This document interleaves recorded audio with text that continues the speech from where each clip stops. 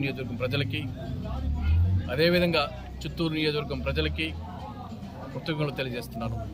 ఎందుకంటే ఈరోజు మా యొక్క గ్రామానికి మా యొక్క గంగమ్మవారి తల్లి ఆశీస్సులతో ఈరోజు గంగమ్మ జాతర జరిపిస్తున్నాం. ఈరోజు ఒకటే రోజు కాదు, దాదాపు 25 ఏళ్ళుగా నేను పరమరగా ధర్మకర్తగా ఉండి మా కుటుంబం నుంచి మంచి దేవుడి ఆశీస్సుతో ఈరోజు మేమంతా చేస్తున్నాం. జనాలు బాగుండాలా, ప్రజలు బాగుండాలా. నా యొక్క ఆశ ఒకటే ఏమంటే ఈ గంగమ్మ తల్లి ఆశీస్సులతో ప్రజలందరూ బాగుండాలని కోరుతుంటాం. ఎందుకంటే ఆ తల్లి లేకుండా మనం లేదు. ఈరోజు అయ్యమ్మ తల్లి ఆశీస్సులతో మా ప్రజలు, మా గ్రామస్తులు,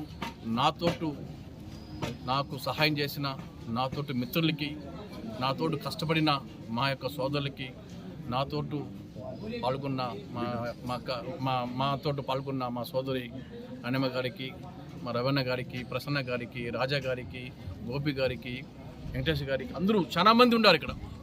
అందరూ కూడా నేను ఎక్కడ నిలిస్తే అక్కడ వచ్చి నాకు తోడుగా ఉండి అన్ని విధాలుగా అనుకుంటున్నారు. అటువంటి మా యొక్క ప్రజలకి కృతజ్ఞతలు తెలుసుకుని ఈరోజు ఇంత నాతో నిలిచి మా ఒక దేవుడు ఆశీస్సులు కావాలని వచ్చినారు.